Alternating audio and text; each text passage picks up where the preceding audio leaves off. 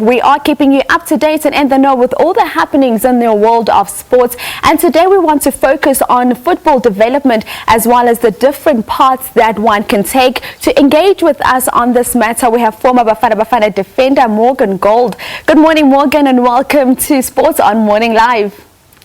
Morning, and thank you for having me. Perfect. Thanks for joining us. Now, Morgan, we know that the path to a professional career has lots of different roads and routes. Some have gone through academies and others have been spotted at local tournaments such as the Phillies Games, the Kasi Cup, the Maimane Phiri. What would you say is the importance of tournaments of this nature?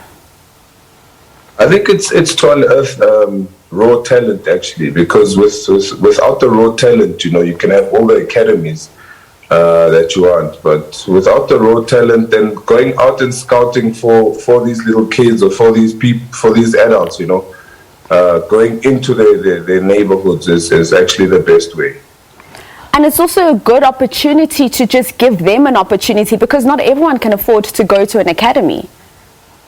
Yeah, true. I mean, most of the academies are close to the urban areas, and the rural areas are suffering because of that, and sometimes we can't get to the urban areas. So it's actually a wonderful thing that Red Bull is actually going into the rural areas and scouting their talent. Is also important for grassroots level, because we always suffer on the top, But if we can fix it now at grassroots level, I mean, the future is bright for us. Okay, you've already touched on this question that I want to ask you, but we see that in these tournaments we've got high participation in terms of numbers despite the basic facilities. It really does become a melting pot of raw talent. But how can commercial partners actually become more active in nurturing this talent?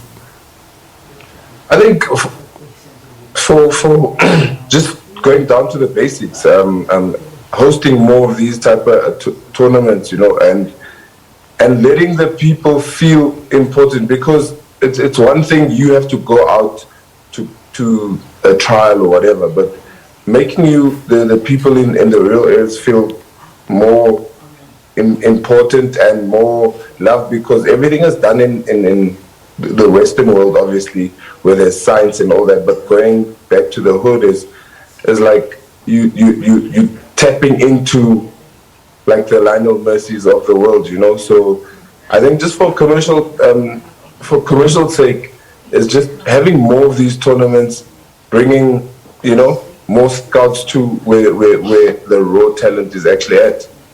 And I mean, the raw talent is really important, but I want us to delve a little bit deeper into that last question. So, for example, now you have a 16-year-old Morgan Gould who's spotted at a Kasi Cup, and 2 years down the line, he's earning 50,000 Rand a month. Yes, he has the raw talent, but what then about the mentorship role that we've seen lacking for so long in terms of development?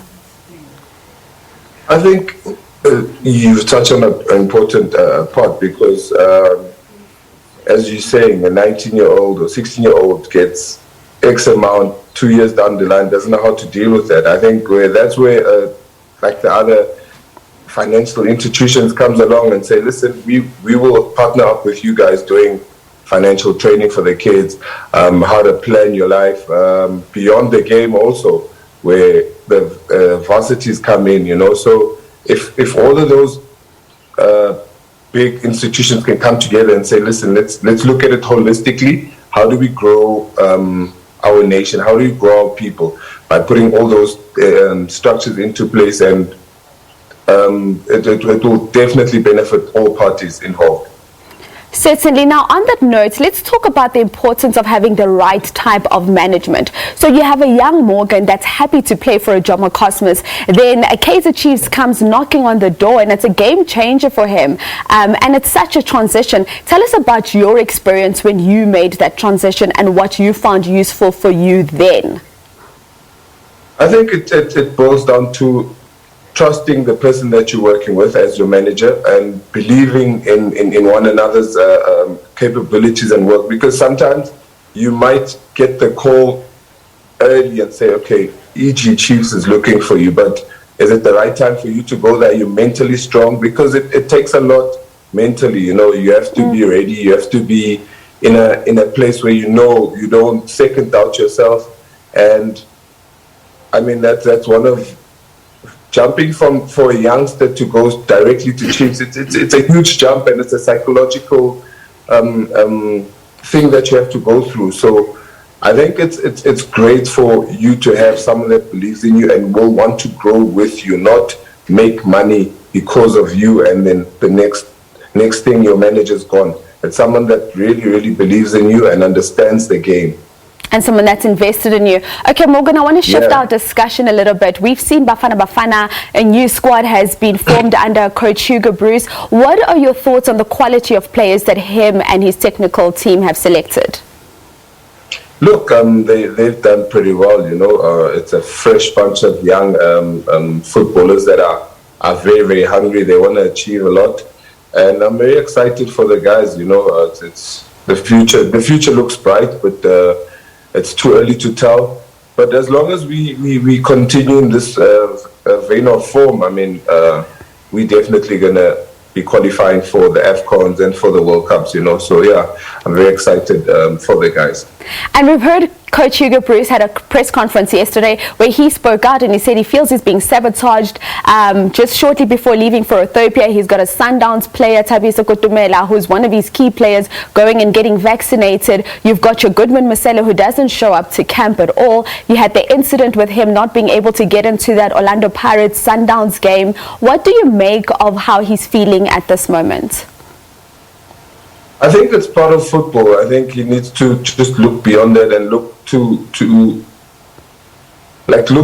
must just look at the brighter side of things. I know it's hard, it's easy to say, but he just needs to look and try and do his job, you know, and some things you can't change, and the things that you can't change, live around them and just continue, because if someone is trying to sabotage him, unfortunately for the person that's at the job, like the coach now, Hugo Bruce, it's just very unfortunate if they're trying to sabotage him for, I wouldn't know for what, but it's just sad. Take it as it comes. Morgan, quickly as we wrap up with you, we know you've got your foundation. What can we look forward to from you, rather, as the MG Foundation?